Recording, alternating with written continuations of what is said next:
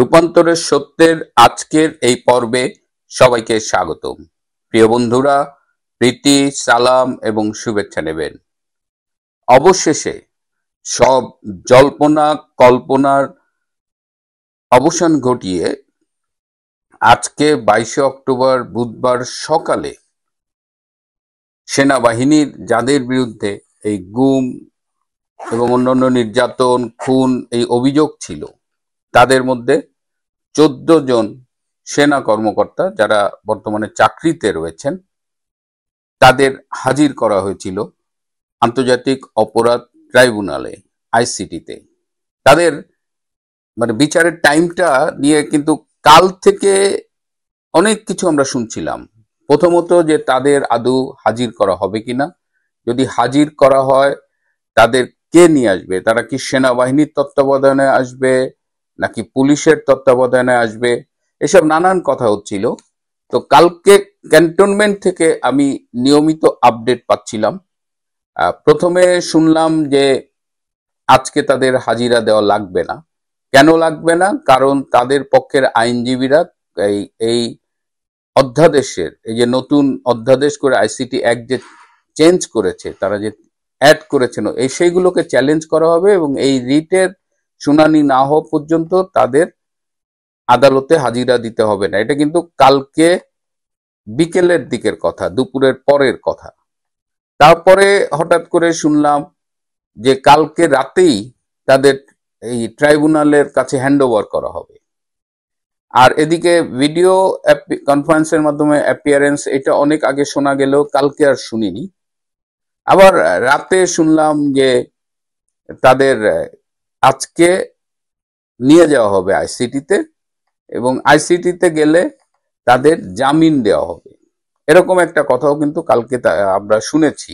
যারা আটক ছিলেন, এই অফিসার্স মেসে যারা ছিলেন, তাদের কিন্তু বলা হয়েছে যে তোমরা যাও, তোমাদের গেলে হাজিরা দিলেই তোমাদের জামিন দেওয়া হবে। এরকম নানান ইনফরমেশন কিন্তু তাদের কাছে দেওয়া হয়েছে, এই সেনাবাহিনীর বিভিন্ন পক্ষ থেকেই দেওয়া হয়েছে, অথরিটির পক্ষ থেকেই। এই যে কথাগুলো বললাম, সম্ভাবনার কথাগুলো বললাম, এই সবগুলোই অথরিটির পক্ষ থেকে যারা যে 14 জন ভেতরে ছিলেন অফিসার্স মেসে, তাদের সবাইকে এই ইনফরমেশন গুলো দেওয়া হয়েছে।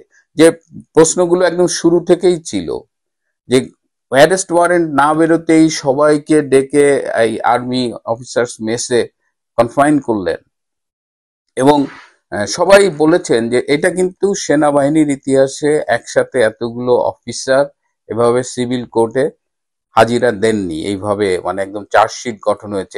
এটা খুব রেয়ার একটা ঘটনা এবং এটা সেনাবাহিনীর ইতিহাসে একটা কলঙ্কজনক দিন হিসেবে লেখা থাকবে। তো এটা নিয়ে জেনারেল ওয়াকার, যিনি সেনাপ্রধান, তিনি বারবার আমাদের কাছে বিভিন্ন নাটকের চরিত্রে এসেছেন। একবার বলেছেন যে আমি সবার কাছে গিয়ে বলছি, কেউ আমার কথা শুনছে না। তিনি বিভিন্ন সময় এটা বলছেন, কিন্তু আসলে কি হয়েছে আমি ট্রাইব্যুনালের কিছু সোর্সের সাথেও যোগাযোগ করেছি। এই যে গতকাল যে এই বিভ্রান্তিগুলো করা হলো, একবার বলা হলো আদালতে নেওয়া হবে, একবার বলা হলো নেওয়া হবে না, একবার বলা হলো গেলেই জামিন দেবে, কিন্তু আজকে কি দেখলাম, যাওয়ার পরে তাদের সবাইকে কারাগারে প্রেরণ করা হলো। কিন্তু এরকম কিন্তু কথা ছিল না, জামিনেরই তো কথা ছিল। কিন্তু এটি কিভাবে এই ঘটনাগুলো ঘটছে, যেটা বলছিলাম যে ট্রাইব্যুনালের যে চিফ প্রসিকিউটর তাজুল ইসলাম কিন্তু সব বিষয়ে সেনাপ্রধান জেনারেল ওয়াকারের সাথে আলাপ করেছেন, এই সেনাবাহিনীর এই অফিসারদের এই মামলা সংক্রান্ত। এই যে তাদের সকালে হাজির করা হবে, টাইম এগিয়ে নেওয়া হয়েছে, তাদের কারাগারে পাঠানো হবে, সবকিছু তাজুল ইসলাম ওয়াকারের সাথে সরাসরি আলাপ করেছেন একদম বেশ কয়েকবার, এবং তাদের যোগাযোগটা খুব নিয়মিত এবং সবকিছুই ছিল pre planned.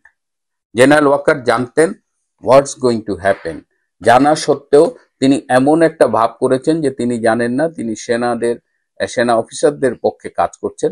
That's not true. সেনাবাহিনীর মান মর্যাদা, সেনাবাহিনীর পক্ষে আইন বা সেনা আইনে এদের বিচার করা, কোনো কিছুই জেনারেল ওয়াকার খানের কাছে ম্যাটার করে না। He is politically committed two জামাতে ইসলাম। সে নিজেও ছাত্র জীবনে ছাত্র শিবির করেছে। অনেকেই বলেন যে তিনি ছাত্র শিবিরের একেবারে সদস্য পর্যায়ের ছিলেন, যারা শপথ করে এবং পার্টির জন্য যা কিছু করতে পারে। সুতরাং আজকে জেনারেল ওয়াকারের কাছে মুখ্য হলো যে জামাতে ইসলামীকে যে কোনোভাবে ক্ষমতায় আনা, এবং যেহেতু এই মামলার বাদী হলো জামাতের যুদ্ধ অপরাধী গোলাম আজমের পুত্র, আর্মি থেকে বরখাস্তকৃত ব্রিগেডিয়ার আজমি, এবং যে আজমি জেনারেল ওয়াকারের সাথে খুবই ঘনিষ্ঠ ছিল, যেটি তারা মানে আজমি এটা বারবার বলেছেন। সুতরাং সবই একটা পাতানো গেম, কিন্তু সেনাবাহিনীর কাছে নিজের একটা ফেক ইমেজ ক্রিয়েট তিনি করতে যাচ্ছেন, এটা বলে যে আই হ্যাভ ট্রাইড এভরিথিং। কালকে বরং সেনাবাহিনীর কয়েকজন বিএনপির কাছে অনুরোধ করেছিল যে ডক্টর ইউনূসের কাছে গিয়ে এই যে সেনাবাহিনীকে অসম্মান করা হবে, অপমান করা হবে, সেনাবাহিনীর এইভাবে সবার সামনে জেলে নিয়ে মানে আদালতে নিবে, সেখান থেকে কারাগারে নিবে, তাদের রিকোয়েস্ট করেছিল বিএনপি যেহেতু ক্যান্টনমেন্টে জন্ম নেওয়া একটা দল, বিএনপির প্রতিষ্ঠাতা একজন সেনা প্রধান ছিলেন জেনারেল জিয়াউর রহমান, সুতরাং তারা যেন ডক্টর ইউনূসের কাছে গিয়ে এই বিষয়ে একটা কিছু করে। এবং সেই অনুযায়ী আপনারা দেখেছেন গতকাল বিএনপির মহাসচিব মির্জা ফখরুল আলমগীর, আমির খসরু এবং সালাউদ্দিন আহমেদ তিনজন গিয়েছিলেন। আমরা সচরাচর কোনো মিটিংয়ে এই তিন ধারার তিনজনকে একসাথে বিএনপির প্রতিনিধিত্ব করতে দেখি না, কিন্তু কালকে আর্মির অনুরোধে তারা গিয়েছিলেন। তারা মিডিয়ায় দেখেছি তারা বলেছেন ইন্টারিম গভর্নমেন্টকে কেয়ারটেকার গভর্নমেন্ট হয়ে নির্বাচন পরিচালনা করতে হবে, অনেক কিছু এসব আমরা শুনেছি, কিন্তু যেটা শুনিনি সেটা হলো তারা অনুরোধ করেছেন যে এইভাবে সেনাবাহিনীকে যদি বিচারের মুখোমুখি করা হয় সিভিল আইনে, তাহলে ভবিষ্যতে যে কোনো সরকারের পক্ষে এই সেনাবাহিনীকে দিয়ে কাজ করানো সমস্যা হয়ে যাবে। এবং তারা অনুরোধ করেছিলেন ডক্টর ইউনূসের কাছে যেন এই এই হাজিরা এই বিষয়গুলো যেন ভালোভাবে হ্যান্ডেল করা হয়। কিন্তু ডক্টর ইউনূস কথা রাখেননি, কারণ ডক্টর ইউনূস এবং জেনারেল ওয়াকার এদের গোড়া কিন্তু একই জায়গায়, দুইজনই জামাতকে ক্ষমতায় চায়। বিএনপি, আমি জানি না তারা বুঝতে পারছে কিনা, বিএনপিকে কিন্তু নির্বাচনের টোপ দেওয়া হচ্ছে, এবং এখন বিএনপিও বুঝতে পারছে যে নির্বাচন হবে কিনা। সাবেক সেনাপ্রধান আইকেবি ইকবাল করিম ভূঁইয়া বলছেন যে 1 থেকে 2 বছর কেয়ারটেকার গভর্নমেন্ট থাকবে। এটা কিন্তু এমনি এমনি বলেননি, তিনি এটা দেখে এটা বাজারে ছেড়ে একটা বাজার অ্যাসেস করছেন। সো বিএনপিকে নির্বাচনের মূলা ঝুলিয়ে পরিস্থিতি এমনভাবে ক্রিয়েট করতে চাচ্ছেন ইউনূস সাহেব এবং জামাত ওয়াকার এরা মিলে, যাতে নির্বাচনটা না হয়। এবং নির্বাচন না হলে, যে জামাত তো এখন ক্ষমতা ভোগ করছে, জামাতই সরকার চালাচ্ছে, আর নির্বাচন হলেও যদি হয় তাহলে জামাত ক্ষমতায় যাতে আসতে পারে সেই জন্য ওয়াকার এবং ইউনূস চেষ্টা করছে। সুতরাং বিএনপির ক্ষমতায় যাওয়ার সম্ভাবনা খুব কম, কিন্তু বিএনপি এখন আবার ইউনূসকে টোপ দিচ্ছে যে বিএনপি ক্ষমতায় গেলে তারা ডক্টর ইউনূসকে পর্যাপ্ত সম্মান দেখাবে, মানে তিনি একজন গুণী মানুষ, তাকে কিছু একটা দেবে, কিন্তু খেলাটা অন্য জায়গায় আর কি। তো এইটা হলো, এই যে বললাম যে নির্বাচন হবে কি হবে না, এটা হলো ডক্টর ইউনূসদের ক্যালকুলেশন। আমি কিন্তু আওয়ামী লীগ এবং অন্যান্য রাজনৈতিক শক্তির কথা এখানে আলাপ করছি না। আমি এখানে আবার ফিরে আসি সেনাবাহিনীকে নিয়ে। সেনাবাহিনীর মান সম্মান রক্ষা করতে পারলেন না ওয়াকার। আমাদের 70 দশকে আমরা একটা নাটক দেখেছিলাম টেলিভিশনে, আফজাল হোসেনের রচিত নাটক, আফজাল সুবর্ণ অভিনীত, যেখানে সুবর্ণের নাম ছিল রুমকি এবং সেখানে নাটকের নাম ছিল পারলে না রুমকি। তো আজকে আমার সারাদিন এই ঘটনাগুলো দেখে মনে হয়েছে যে পারলো না ওয়াকার, ওয়াকার আপনি পারলেন না। কিন্তু আপনি কি পারেননি?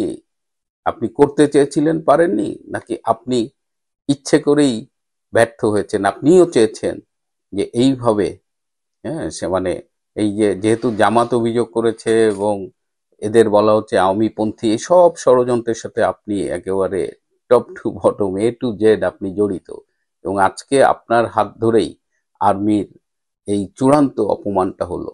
ইতিহাস কখন কাকে কি ফিরিয়ে দেয় সেটা তো আমরা ঠিক আগে বলতে পারি না, অনেক সময় অনুমান করি, বিশ্বাস করতে চাই না। তো সেই দিন হয়তো আমরা দেখব, যেদিন প্রিজন ভ্যানে করে জেনারেল ওয়াকার খানকেই কোনো এক আদালতের উদ্দেশ্যে নিয়ে যাওয়া হচ্ছে এবং সেখান থেকে হয়তো তাকে কারাগারে পাঠানো হচ্ছে, বলা যায় না। তবে যে ঘটনাটা আজকে ঘটলো এটা কারো জন্যই মঙ্গল বয়ে আনবে বলে আমার মনে হয় না, এটা কারো জন্যই সুখকর হলো না। এই যে সেনাবাহিনী আজকে সকালে তাদের ঘুম থেকে উঠানো হয়েছে 5টার সময়, 5টায় ঘুম থেকে উঠিয়ে তাদের আবার এই প্রিজন ভ্যানে 40 মিনিট তাদের বসিয়ে রাখা হয়েছিল। তো এই যা হোক, তাও একটা ভালো প্রিজন ভ্যান দিয়েছে, একটা এসি কন্ট্রোল, কি শীততাপ নিয়ন্ত্রিত প্রিজন ভ্যান, এটা আমরা আগে দেখিনি। তো যাই হোক, জেনারেল ওয়াকার ইতিহাস আপনাকে মীর জাফরের মতো করে মনে রাখবে, এটা আমরা আগে বহুবার বলেছি। সময় আজকে আপনি যেটা করলেন তার প্রতিদান আপনাকে ফিরিয়ে দেবে। প্রিয় বন্ধুরা, আজ এ পর্যন্তই। ভালো থাকবেন, সুস্থ থাকবেন, তার চেয়েও জরুরি হলো নিরাপদে থাকবেন। সবাইকে অনেক ধন্যবাদ।